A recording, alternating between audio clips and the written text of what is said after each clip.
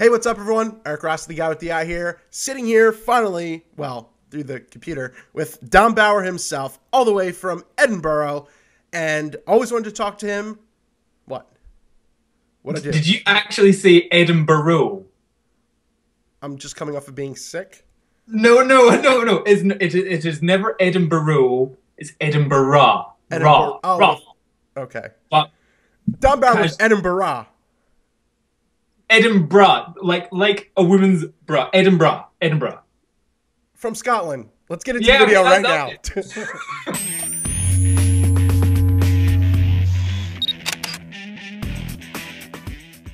So as I said, we are joined by Dom Bauer, photographer, videographer, awesome guy himself. He's been on YouTube for a while. He's been in the industry for a while.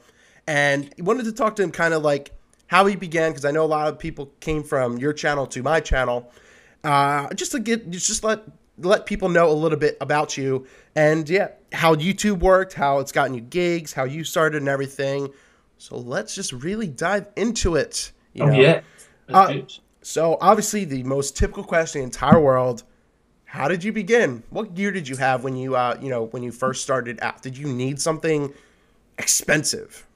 Well, I suppose I really started off at the very start with nothing, and then when I was at university, I got into parkour, free running, jumping around over walls, over fences, stuff like that, and just wanted to video myself doing that. So from that, I got myself a little digital camera, which was the Canon S2IS. I thought it was a fantastic camera, 5 million pixels, like, oh my god. But what I did think was brilliant, it has a fully articulating screen, Okay. which has taken me 10 years to get another camera that's got a fully articulating screen, which I GH4. love. Yeah, Panasonic GH4. So this one, 10 years ago, fully articulating screen, and it had zoom in video, it was a bridge camera, all that stuff, and it was really good.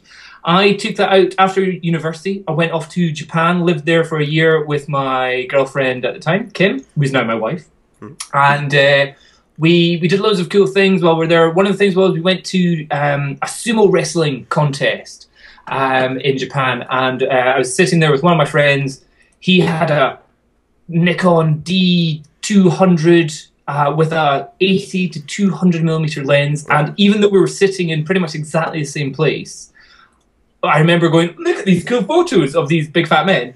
He would be showing me his pictures on his camera. I'm like, damn, yours are so much better. Wow, how's that different? I don't understand. I didn't understand about depth of field, didn't understand about aperture, didn't know about anything of that stuff. So it was after seeing what he could get with a very decent SLR at that time, the Nikon D200, I was like, I need to get myself something like that. So I got myself the Nikon D80 with the 18 to 200 millimeter VR lens, and that was like my new photo camera, and I started taking everything like that. But while I was in Japan being an amazing country of contrasts, of like nature and then industry or city and urban stuff, that there's so many photographic opportunities. I did loads of photos out there. And then I also, while I was there, got a macro lens, the Sigma 105 macro, and with that I was like taking pictures of all the bugs, grasshoppers, spiders. I hear there's a lot of that around there. Oh yeah. Snakes as well, which really scared the shit out of Kim and I. So that was cool. And then also in the city, I got myself an ultra wide, the Sigma 10 to 20 millimeter ultra wide as well. And that, so from a macro to an ultra wide to a zoom was like, that covered me for pretty much absolutely everything I wanted. And that was really what got me into photography, just being in a country which is so cool and so photogenic or whatever. It just really inspired me to actually just kind of go out and just take photos everywhere all the time. And my wife, my girlfriend Kim, and the friend that I was sitting beside at the sumo wrestling contest, our two girlfriends at the time got super chummy because they were just like, yeah, our boyfriends are away taking photos of stuff all the time, and they considered themselves the Nikon wives. Gotcha. Because we were both shooting Nikon, and they were just like, we'll just go shopping or do something else. So yeah, that's pretty much how we got into just opportunities of just seeing cool stuff and being in a cool place. Awesome. So that's obviously how you started. But then, you know, going from your earlier work, you know, stuff that you started putting on YouTube, for example, if anyone didn't know, Dom Bauer is he's on YouTube as well in the photography community, you know, and you got really into fashion photography. How did that come? Like, just starting out, you got your gear, you're messing around, you know, doing the typical whatever hobbyist thing. How did that turn into something? What happened there? It really just rolled one thing to the next, to the next, to the next. And there wasn't really a massive push to go into fashion or anything like that. It was more just one day I took pictures of somebody's jewellery, and then the next day they said, oh, could you take a picture of somebody's dress? Yeah, fine. And then next thing you know, I had a friend of mine who was doing a music video who invited a whole bunch of girls to the music video to be in the background kind of stuff. And they said, oh yeah, there's going to be a professional photographer there doing portraits and headshots as like, if you come along, you'll get a headshot kind of stuff. And I was like, yeah, who's that photographer? And he's like, that's you. And I'm like, oh, okay, cool. Yeah, let's go with that. So I ended up meeting a whole bunch of very pretty girls on this shoot. And then through a contact of one of these girls, I got a message on Facebook saying, or saw somebody's status update saying they're off for an alternative fashion shoot, or they're modeling for an alternative fashion shoot. I was like, okay. What the hell is an alternative fashion? It's like, is that unfashionable? Is that like just looking bad? What is that? So I quickly sent her a message saying, what's an alternative fashion shoot? She said, oh, it's a latex, PVC and rubber fetish modeling shoot. I was like, that sounds fantastic. Sign me up, I guess. Holy hell. Yeah. That's pretty much exactly what I said. It's like, how do I become a photographer for that? And she said, oh, I don't know. Here's the organizer's phone number. I ended up contacting the organizer. The organizer was like, no, of course you can't come along and take photos. That's like this is like a total underground scene. That's not cool. You can't just come along. I was like, oh, right, damn. But I know one of the models. I didn't really. I was just saying I did. Yeah. And then she's like, oh, do you? Okay, cool. Come along and take pictures of because there was like a fashion part to it. There's a fashion fetish part to it. So I've even got a video on one of my channels of me the night before going to this this fetish nightclub party, and I was shitting myself. I was like, oh my God, what do I do? I was like, do I dress up? I don't know. Oh, this is really scary. So I just went in black so I could like meld into the background and hope nobody saw me. And went along.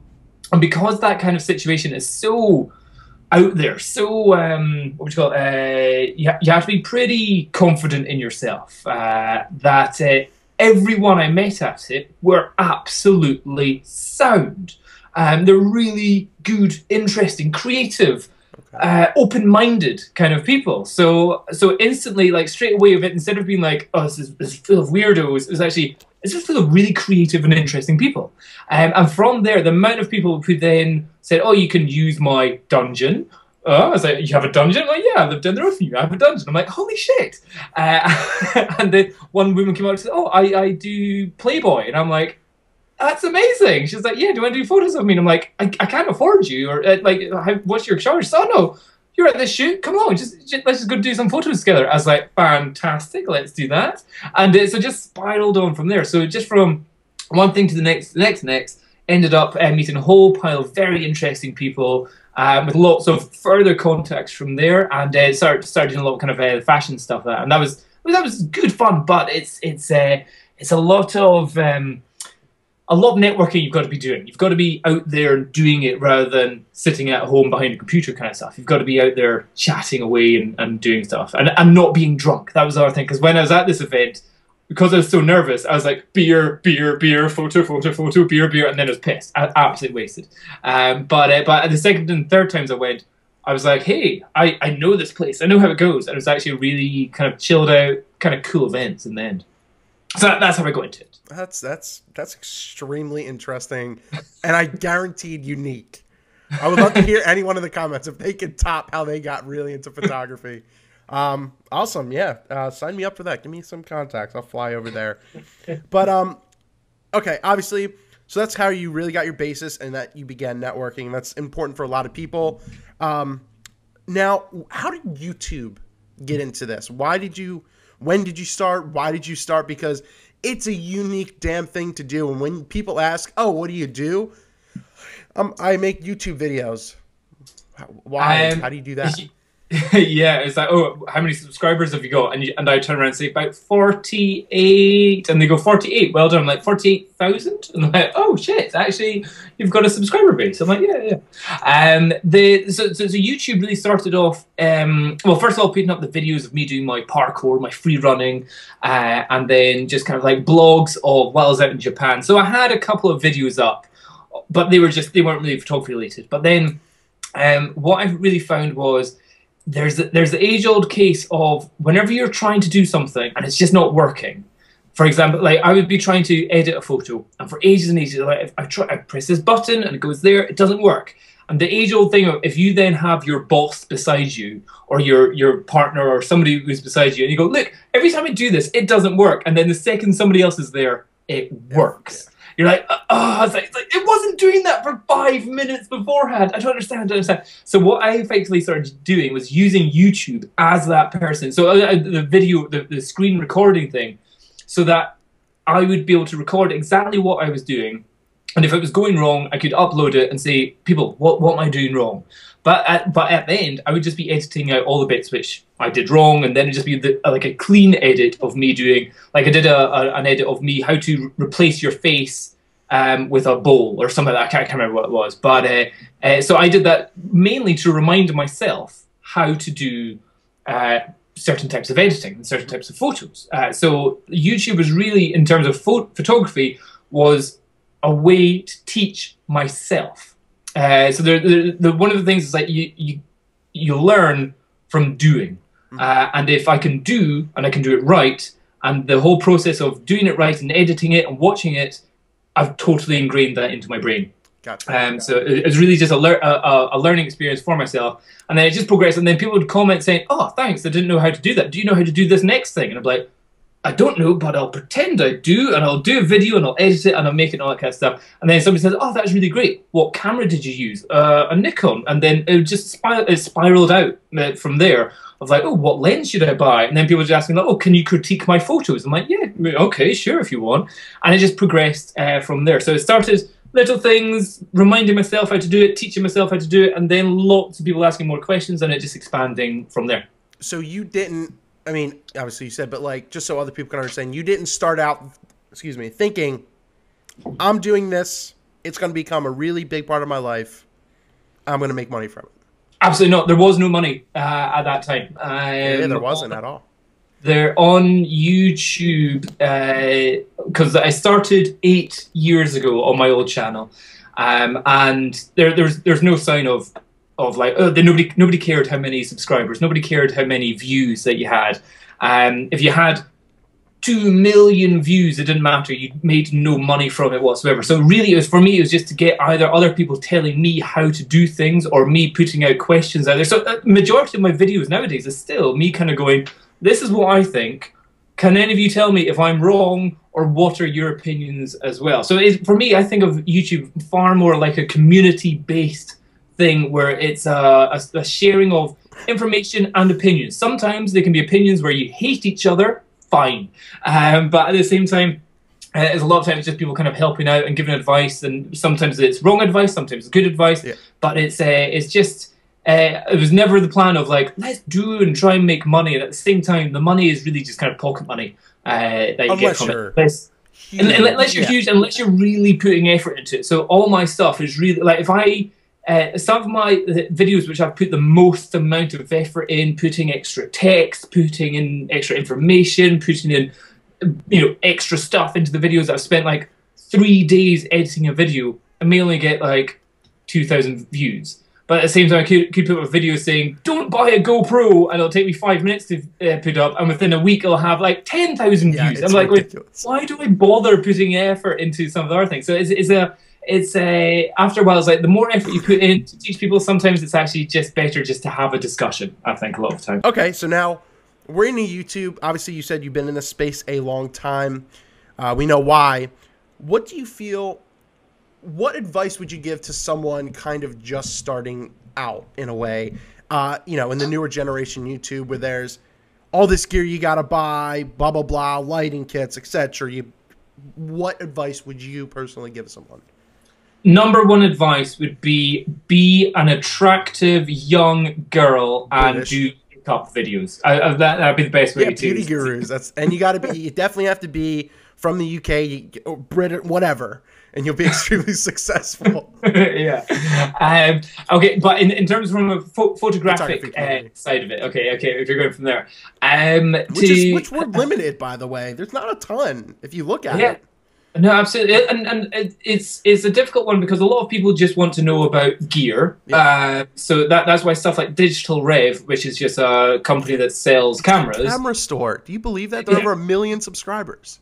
Yeah, and which is fantastic for their camera store because they are now making a racket of money just for talking about the stuff that they already sell. Just like awesome, genius business idea. What I don't understand is why they don't do that with every company in the world. I would say.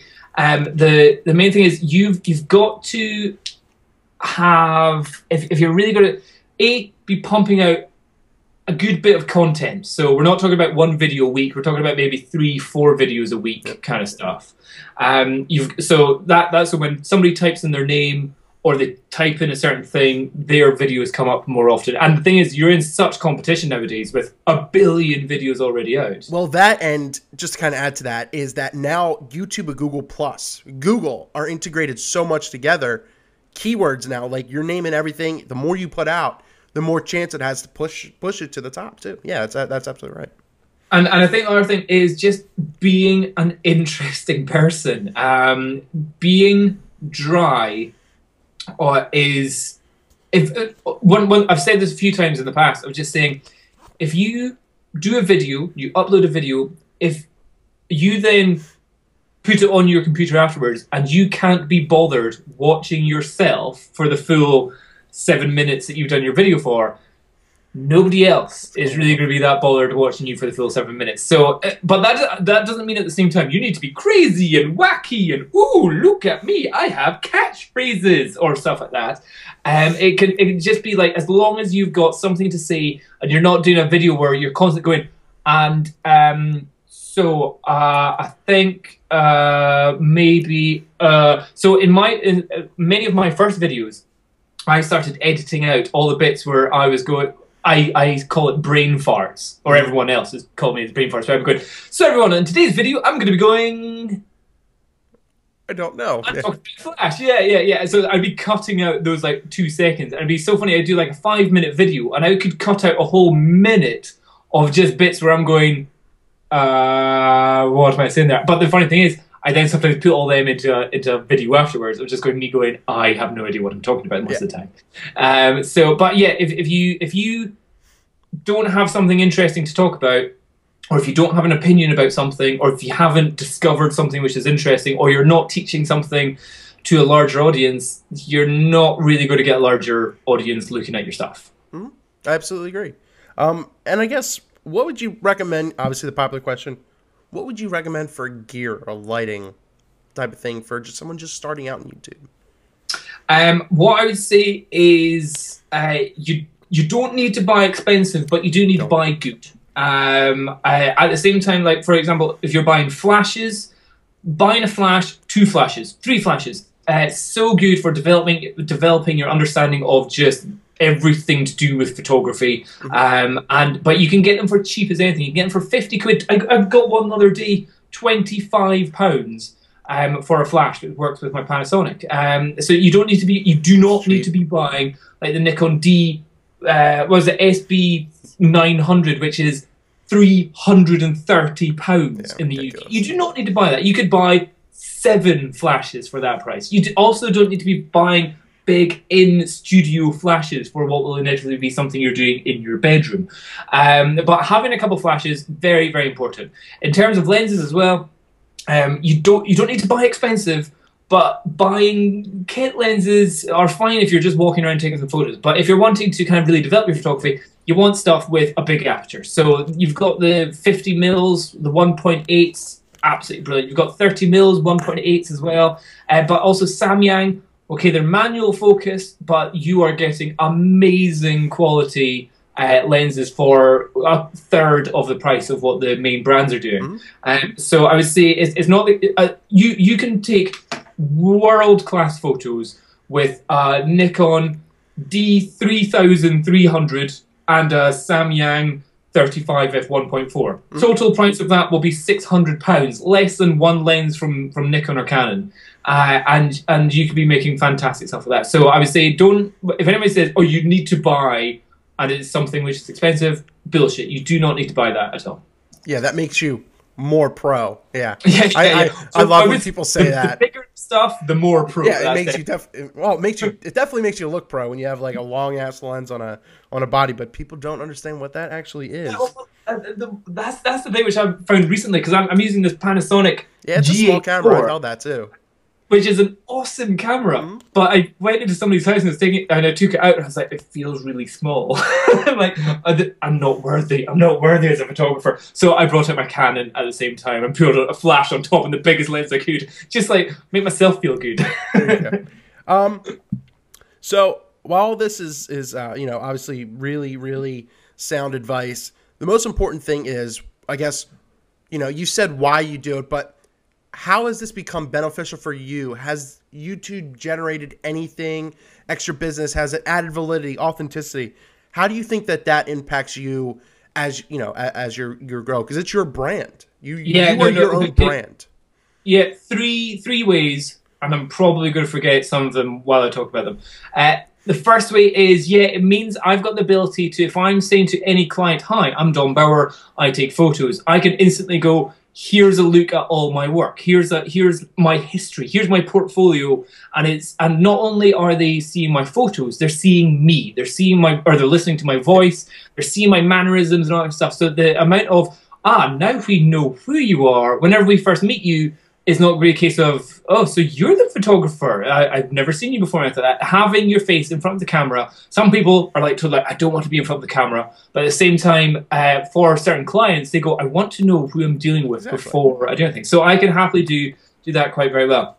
The second thing is, with models and all that kind of stuff, if you're somebody who's out there that's got your stuff out here, not just models, but if somebody's wanting to buy some of my secondhand stuff, they know they're buying from me. It's not like they're just buying something off the internet from somebody. So there is an authenticity of, I am an actual person and people are buying it from me. And when they meet me, they know they're meeting a person.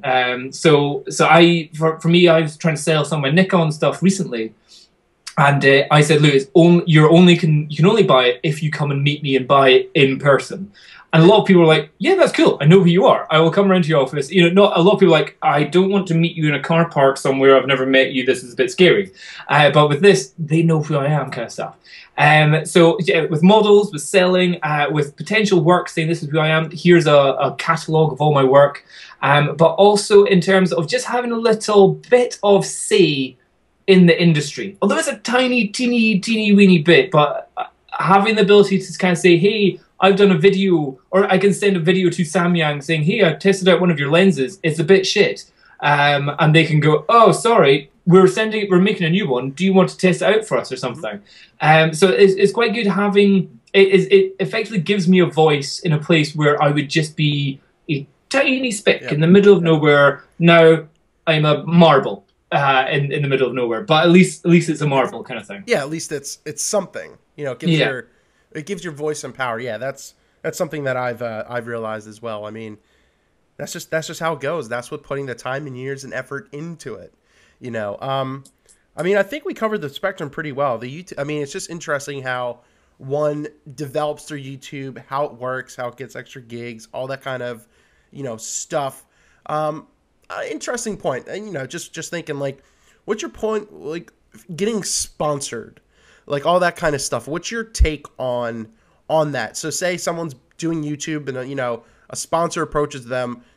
A huge thing that I've seen is a sponsor's like, well, don't talk bad about us. Yeah, you know, type of thing. So what's kind of your spin on that realm? Well, my own personal experience is I've burnt quite a few bridges with stuff like that, because I have had companies contact me saying, hey Dom, if we give you X amount of pounds, will you do reviews of my stuff? And I've then gone, on Facebook and said, "Ha, check out this company. They want to give me money to review their shit." And then they've said, "Yeah, we really wish you hadn't done that." And I'm like, "Well, you never said in the clause that I'm not allowed to say that on Facebook, so fuck you." So I've ruined myself in a couple of situations there. But at the same time, a lot of people said that's good. You know, being sponsored is, you potentially lose a little bit of credibility or authenticity or whatever it is. And some people would kind of go, I don't know if I should trust this person if they're being sponsored by someone else. Yeah. The other thing is the contract which you're then obliged by. So in other words, I would have to do certain videos that they would want. And I'm like, I'm busy doing stuff. I can't, you know, although I do a shitload of videos, I can't promise that I will do a certain number of videos on their certain number of things or be a certain amount of interesting or getting a certain number of views and all that stuff. But what I have had is companies send me stuff saying, do a review and put it online. And I do think there are some companies which are, I think, bravo, that's pretty confident, because I rip stuff to shreds. I will say, if something's rubbish, I will say it is rubbish. Yeah, you don't like pat it. And that's the thing that makes it unique.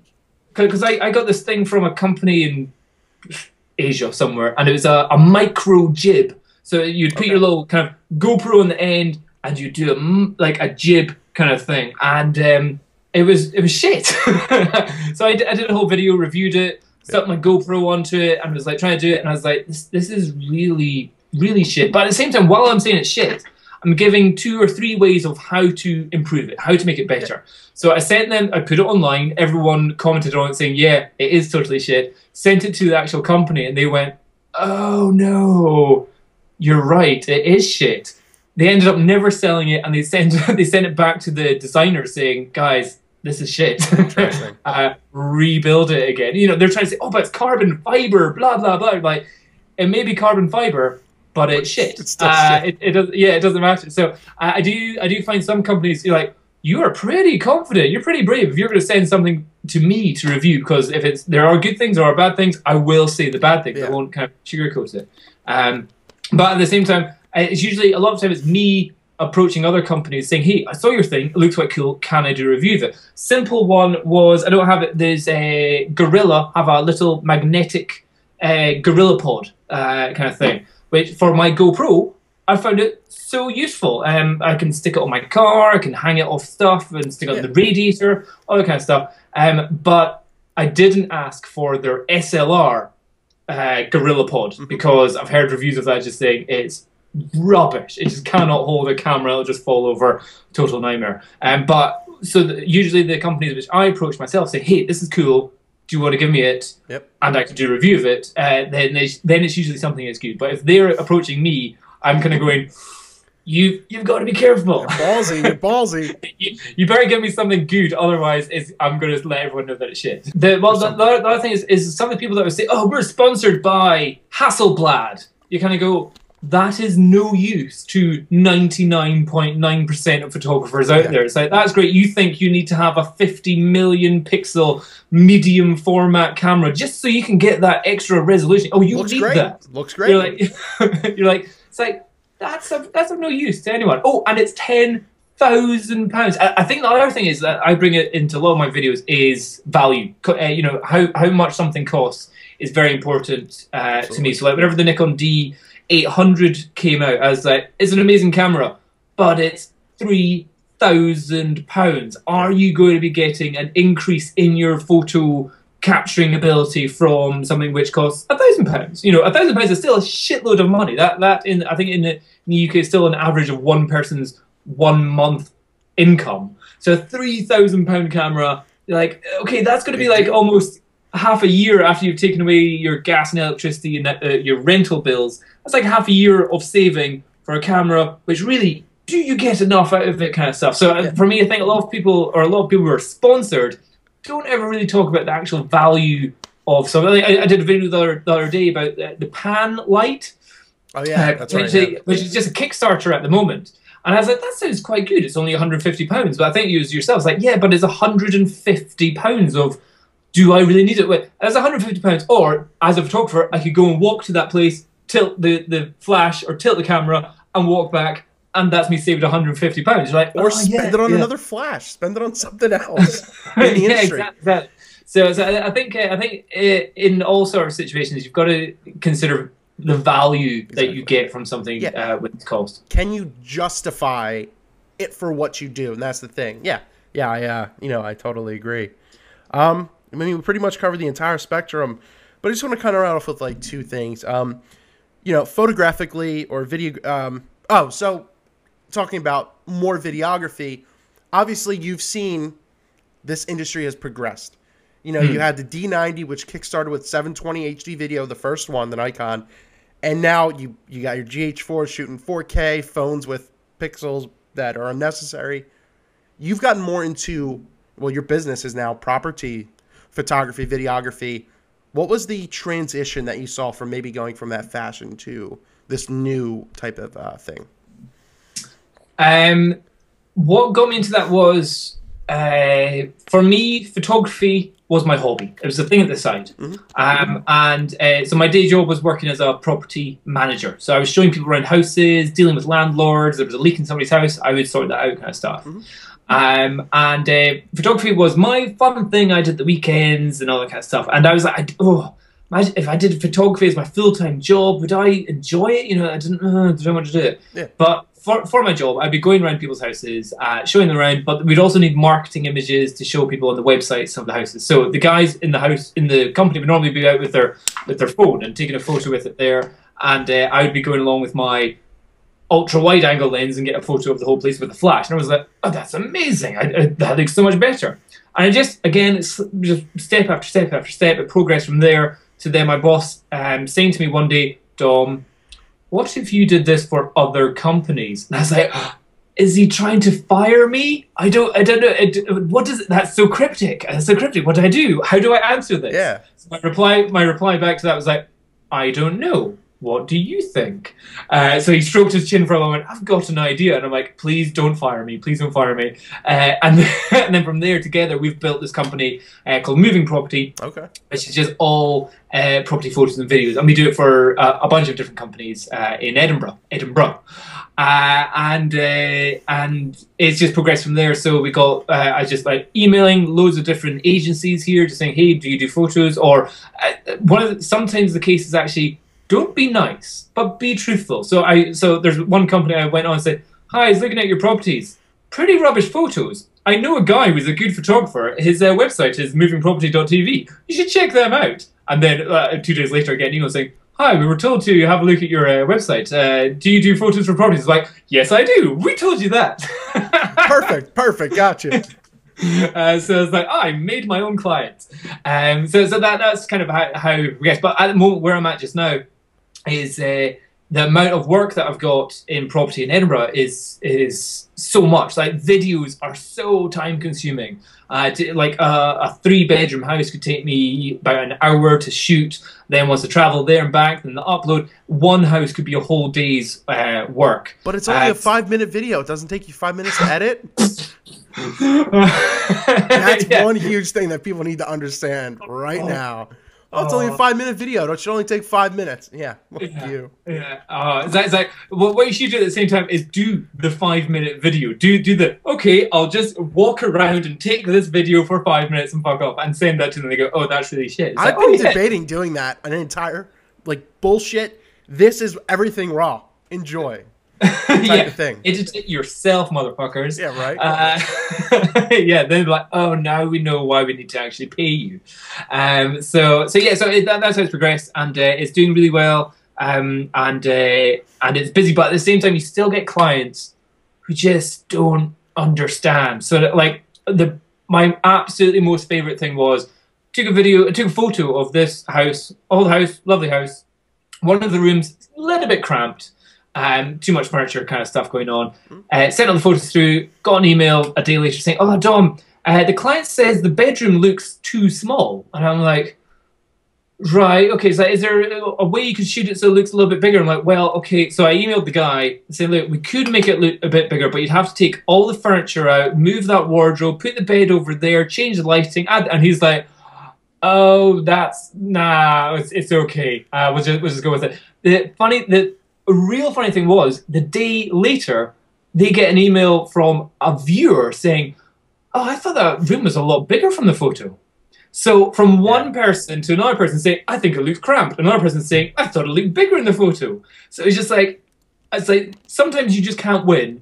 But it's interesting that it's like, how do I deal with somebody who is wrong without offending a client, kind of thing. True. So that's where I'm at just now. But it's going good.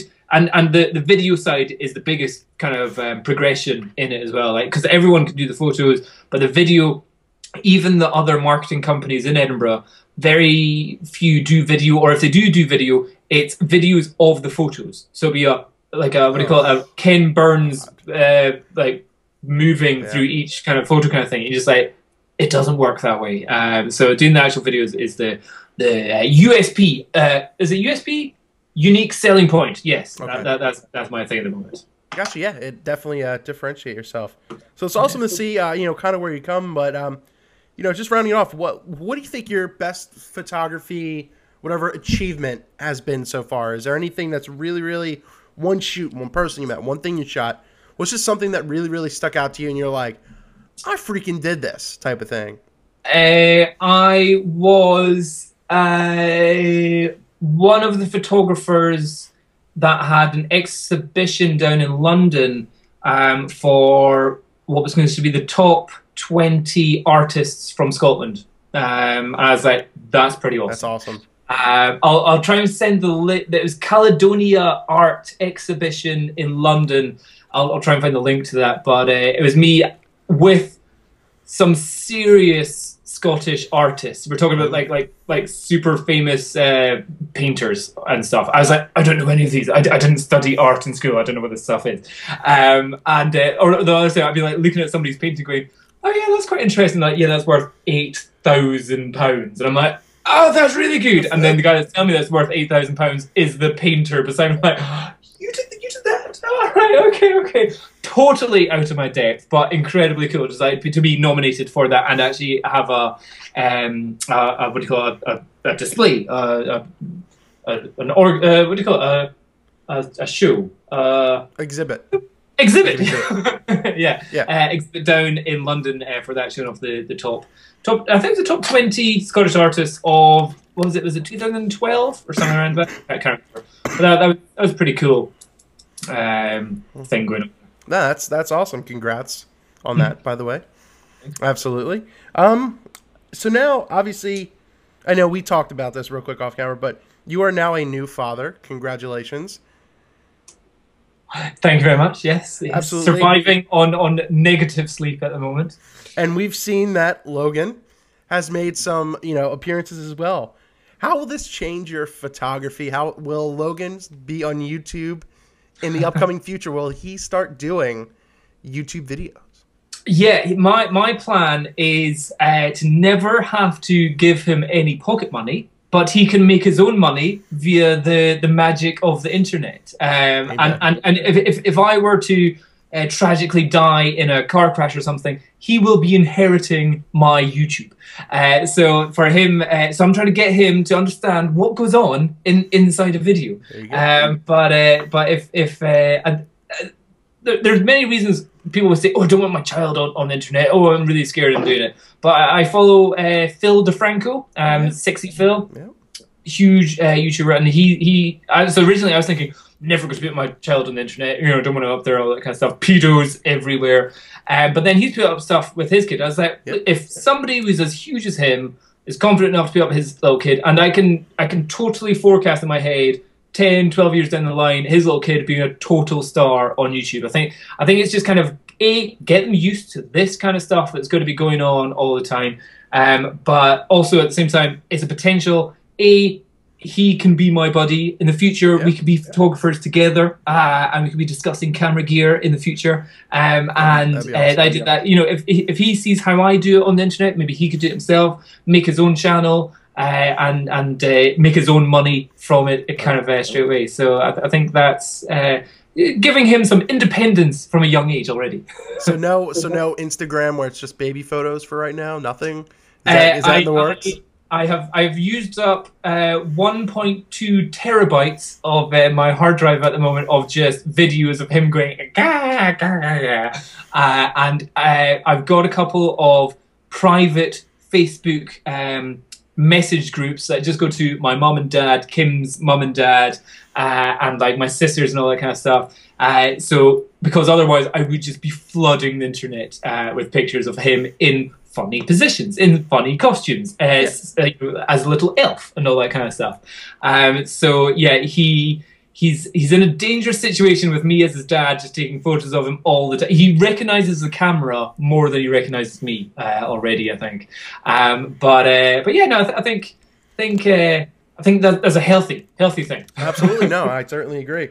Well, Dom, thank you very much for talking to me, for talking to the internet. Thank you for talking to everyone here, and you know, it's awesome to see kind of where someone starts out, how something just progresses, and how it becomes a business, you know, type of thing, and it just adds validity. That was the whole purpose of this, and yeah, and awesome. We get to hang out for once. That's awesome. Finally, absolutely. After you know, a couple of years, I've only been doing this 2 years, but so yeah, you've got a little bit of seniority on me. So yeah, thank you very much for taking the time.